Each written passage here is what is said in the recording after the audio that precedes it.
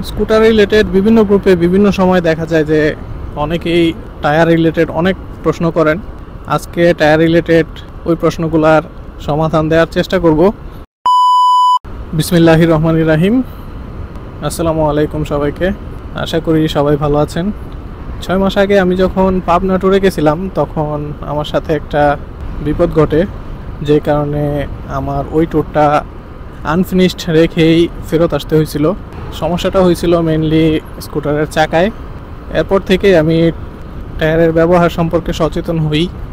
আজকে আমি টায়ার সম্পর্কিত আমার যতটুকু নলেজ আছে সব কিছুই আপনাদের সাথে শেয়ার করব। স্কুটার রিলেটেড বিভিন্ন গ্রুপে বিভিন্ন সময় দেখা যায় যে অনেকেই টায়ার রিলেটেড অনেক প্রশ্ন করেন। আজকে টায়ার রিলেটেড ওই প্রশ্নগুলোর সমাধান দেওয়ার চেষ্টা করব। টায়ার নিয়ে সবচেয়ে কমন যে কোশ্চেনটা মানুষ করে সেটা হচ্ছে টায়ারে জেল ভরা যাবে কিনা। এখন এই কোশ্চেনটার অ্যান্সার দুই অ্যাঙ্গেলে দেওয়া যেতে পারে। প্রথম অ্যাঙ্গেলটা হচ্ছে যারা টায়ার জেল ভরার পক্ষপাতী না। প্রথম কথা হচ্ছে টায়ার জেল যদি ভরা ম্যান্ডেটরি হইতো তাহলে কোম্পানি থেকেই টায়ার জেল ভরে দিত, যেহেতু অনেকেই বলেন এটা সেফটির একটা অংশ। এখন কথা হচ্ছে কি, টায়ারটা আসলে আমরা যে বাইক কিনি ওই বাইকের কোম্পানি তৈরি করে না, টায়ারটা আসলে অন্য কোম্পানি তৈরি করে। এর জন্য টায়ার রিলেটেড সমস্যাগুলো সমাধানও সাধারণত অফিসিয়াল সার্ভিস সেন্টারগুলো থেকে পাওয়া যায় না। তো এর জন্য যারা মনে করেন যে টায়ার জেল ম্যান্ডেটরি না, এগুলো কিন্তু অফিসিয়াল কোনো কথাবার্তা না। অথবা টায়ার জেল বললেই যে খারাপ, ব্যাপারটা আসলে অফিসিয়াল কোনো ডিক্লারেশনও না। তবে টায়ার জেল বললে হয় কি, যেহেতু জেল ভরা থাকে চাকার ওজনটা বাড়ে, ফলে মাইলেজ অ্যাক্সিলারেশন হয়তো একটু কম হয়। আর যাদের টিউব টায়ার তাদের তো কোনো কথাই নাই, টিউবে তো জেল ভরার কোনো প্যারাই নাই। যারা ডে টু ডে রাইডের জন্য অথবা অল্প কিছু দূরত্ব 10-20 কিলোমিটারের জন্য অথবা শুধুমাত্র সিটির ভিতরেই রাইড করেন, এরকম ব্যাপার সেপার থাকলে যদি আপনার রাইডিং ডিস্টেন্সের আশেপাশে গ্যারেজ থাকে তাহলে চাকায় জেল না বললেও চলে। আর দ্বিতীয় অ্যাঙ্গেলে যদি দেখেন, যাদের আসলে অনেক দূরত্ব রাইড করতে হয়, যারা মাঝে মাঝে বিভিন্ন ট্যুর দিয়ে থাকেন, অথবা যারা রিমোট এরিয়াতে থাকেন, যাদের বাসার আশেপাশে গ্যারেজ নাই, এরকম অবস্থায় ধরেন আপনি রাইড করতেছেন, আপনার টায়ারটা কোনো কারণে লিক হইলো, সেক্ষেত্রে আপনার করণীয় কি? সেক্ষেত্রে তো আসলে বিপদে পড়ে যেতে হবে। এর জন্য আমার মতে টায়ারের ভিতরে জেল দিয়ে রাখাটাই বুদ্ধিমানের কাজ, কারণ যে কোনো বিপদে আপদে যে কোনো সময় এটা কাজে লাগতে পারে। ধরেন আপনার চাকায় জেল নাই, আপনি ট্যুরে গেছেন, লং ট্যুরে, এমন এক জায়গায় আছেন যেখানে গ্যারেজ তো দূরের কথা, সামনে কোনো বাজার আছে কিনা সেটাই আপনি জানেন না, তখন তো ভালো রকমের বিপদে পড়তে হবে। এই জন্য টায়ার জেল ভরে রাখাটা বুদ্ধিমানের কাজ। তবে টায়ার জেল নিয়ে আরও অনেক কথা আছে। আমাদের দেশে তো কম দামি থেকে মোটামুটি ভালো দামি সব রকমের টায়ার জেলই আছে, কিন্তু আসল টায়ার জেল পাওয়া তো মুশকিল। যেটাই হোক, আমি টায়ার জেলের ব্যাপারে দুইটা কথা বলতে চাই। টায়ার জেল কেনার সময় যে সমস্ত টায়ার জেলের সাথে রাবারের কুচি থাকে আলাদা করে, সেই টায়ার জেলগুলো কেনার চেষ্টা করবেন। এগুলা ছোট থেকে বড় মোটামুটি সব ধরনের লিকই বন্ধ করে দিতে পারে। দাম কম হোক বেশি হোক, চেষ্টা করবেন যেন রাবারের কুচিওয়ালা টায়ার জেলটাই কিনতে। আর টায়ার জেল ভরার সময় অবশ্যই নজেল দিয়ে না ভরে টায়ার রিম থেকে ফাঁকা করে তারপরে টায়ার জেল ঢুকাবেন। নজেল দিয়ে ঢুকাতে গেলে রাবারের কুচিগুলা ঠিকঠাক মতে ঢুকে না, পুরা জেলটা ঢুকানোও যায় না। আবার এই কুচিগুলা গিয়ে নজেলের যে ভাল্বটা থাকে ওই ভাল্বটা নষ্ট করে ফেলে, নানান রকমের প্যারা। সবচেয়ে ভালো পারফরমেন্স পাইতে হলে রিম থেকে চাকাটা খুলে তারপরে টায়ার জেল ভরতে হবে।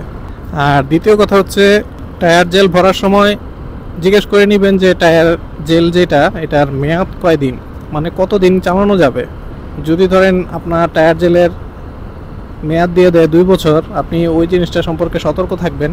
এমনিতে তো দেখা যায় 2-4-5 বছরও অনেক সময় টায়ার জেল চেঞ্জ না করলে কোনো সমস্যা হয় না। তবে কথা হচ্ছে, সমস্যা হয়ে গেলে তো আসলে তখন আর কোনো কিছু করার থাকবে না। কোনো কারণে ধরেন আপনার টায়ার জেলের মেয়াদ শেষ, টায়ারটা লিক হয়ে গিয়ে ব্যালেন্সটা নষ্ট হয়ে গেল, আপনি পড়ে গেলেন, তো এই রিস্কটা নেওয়া ভালো নাকি টায়ার জেল সময় মতো চেঞ্জ করে ফেলাটাই বুদ্ধিমানের কাজ? অবশ্যই টায়ার জেল চেঞ্জ করে ফেলাটা বুদ্ধিমানের কাজ হবে। এর জন্য টায়ার জেলের মেয়াদটা জেনে ওই মেয়াদ পর পর টায়ার জেলটা চেঞ্জ করে ফেললেই বেটার। এতে আপনিও দুশ্চিন্তামুক্ত থাকবেন, আপনার গাড়িও সেফ থাকবে। দ্বিতীয় যে প্রশ্নটা আসে সেটা হচ্ছে টায়ার চেঞ্জ করার ব্যাপারে।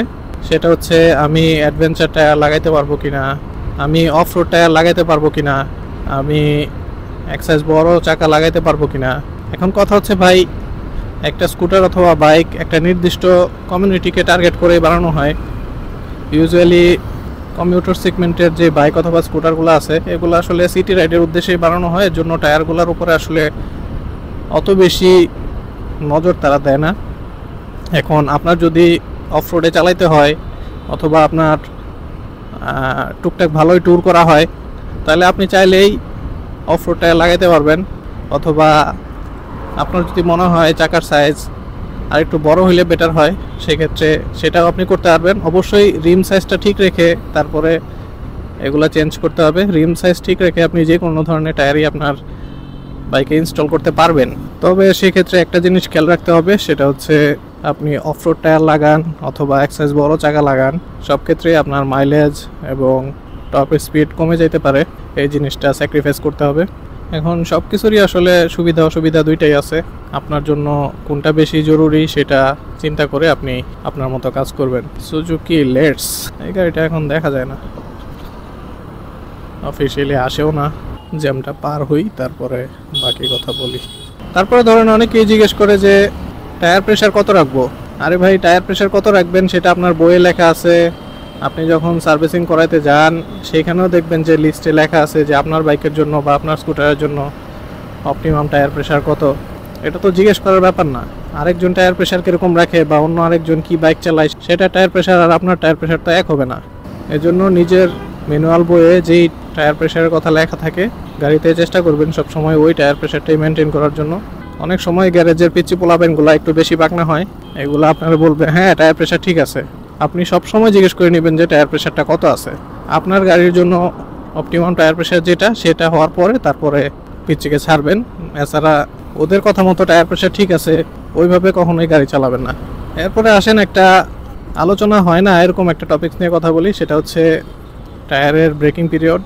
কেউ কেউ হয়তো জানেন টায়ারেরও একটা ব্রেকিং পিরিয়ড থাকে, কিন্তু সেটা কত কিলো সেটা হয়তো অনেকেই জানেন না। সাধারণত টায়ারের ব্রেকিং পিরিয়ডগুলো হয় 150 থেকে 200 কিলো পর্যন্ত। এর প্রথম 150 থেকে 200 কিলো আপনার একটু কশাসলি রাইড করতে হবে। সেক্ষেত্রে যে জিনিসটা সবচেয়ে গুরুত্বপূর্ণ সেটা হচ্ছে এই 150 থেকে 200 কিলোর মধ্যে আপনি হার্ড কোনো কর্নারিং থেকে বিরত থাকবেন এবং হার্ড ব্রেক করা থেকেও বিরত থাকবেন। প্রথম 150 থেকে 200 কিলোর মধ্যে টায়ারের আউটার যে সারফেসটা থাকে ওইটা অনেকটা স্মুথ থাকে।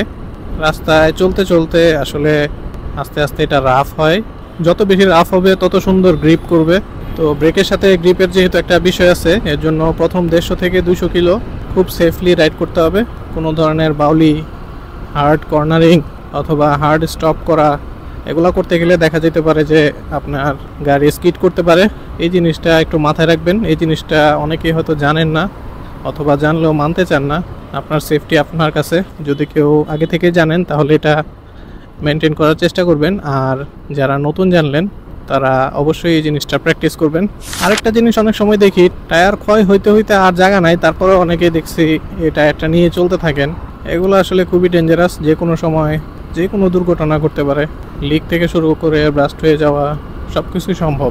এখন একটা টায়ারের মেয়াদ শেষ হয়ে গেছে কিনা এটা দেখার জন্য টায়ারে কিছু ইনস্ট্রাকশন দেওয়া থাকে। একটা ছোট্ট ভিডিও করে এই জিনিসটা আমি আপনাদেরকে দেখাবো। টায়ারের ক্ষয় কতটুকু হয়েছে এটা দেখার জন্য টায়ারে একটা ইন্ডিকেটর থাকে, সেটা হচ্ছে এই যে এই লেখাটা TWI, মানে হচ্ছে ট্রেড ওয়্যার ইন্ডিকেটর। এই বরাবর যদি খেয়াল করেন এখানে এই যে দুইটা ডট আছে, এই দুইটা ডট যখন একদম ক্ষয় হয়ে যাবে তার মানে টায়ারটা রিপ্লেস করার সময় চলে আসছে। এরকম TWI আরও আছে টায়ারে, যেমন এইখানেও আছে। এরকম চাকাতে অনেক জায়গাতেই এরকম TWI মার্ক থাকে। আপনারা যখন টায়ার দেখবেন এরকম TWI মার্কটা দেখলে বুঝতে পারবেন যে অ্যাকচুয়ালি কতটুকু ক্ষয় হয়েছে এবং এটা রিপ্লেস করা লাগবে কিনা।